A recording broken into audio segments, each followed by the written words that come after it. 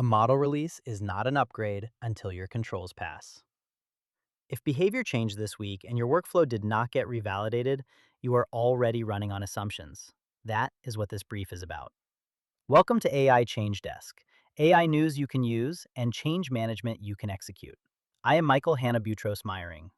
Quick disclosure before we start. AI-assisted tools were used in parts of the research and production workflow.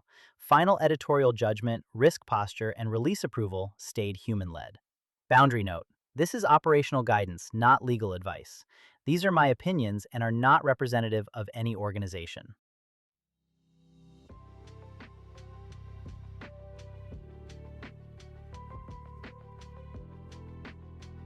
This is AI Change Desk.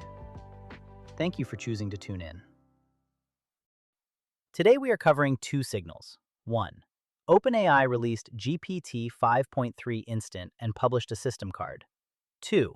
Anthropic policy dispute and blacklist pressure signals raised vendor continuity risk.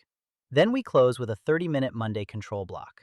First signal, GPT 5.3 Instant is a release governance event, not just a product update. When a model version shifts, three things can drift quickly: output behavior, refusal and safety boundaries, and tool use reliability in agent workflows. So this week, operators should do four things. First, pin model versions for critical workflows where possible. If pinning is not supported, explicitly record active model version and review date. Second, run a quick regression pack. One business-critical prompt, one safety boundary prompt, and one escalation prompt that should trigger human approval. Third, assign rollback ownership. If behavior fails, who can pause and revert usage pattern? Fourth, update operator guidance the same day. Release note in the morning and support confusion by afternoon is a governance smell. Required translation. New model capability should scale only as fast as validated controls. Second signal. Vendor continuity pressure is an execution risk.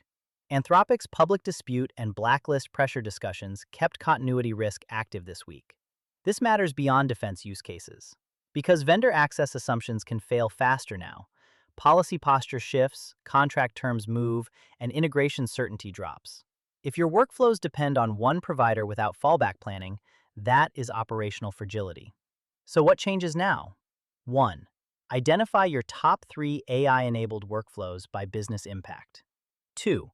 Define fallback state for each workflow: alternate provider or mode, temporary restricted operation, and, you guessed it, a named owner who can trigger failover.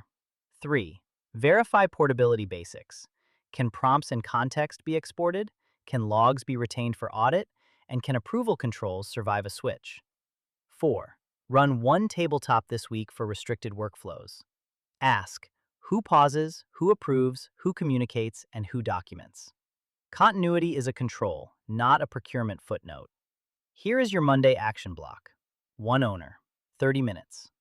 Minute 0 to 10, model release control check. List model and vendor changes. Mark each as monitor or action required. Run regression for action required items. Minute 10 to 20, continuity map. Verify fallback path for top workflows.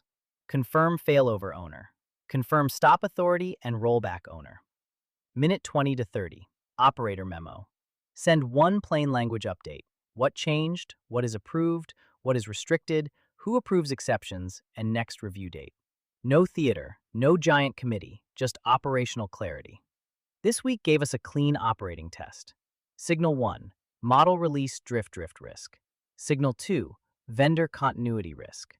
Required response, validate behavior, assign owners, and keep a tested fallback path. I am Michael Hanna Butros Meyering. This is AI Change Desk, AI news you can use, change management you can execute. Carry this line into next week.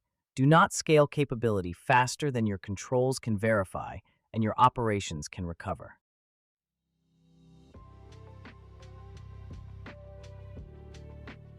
This is AI Change Desk. See you next time.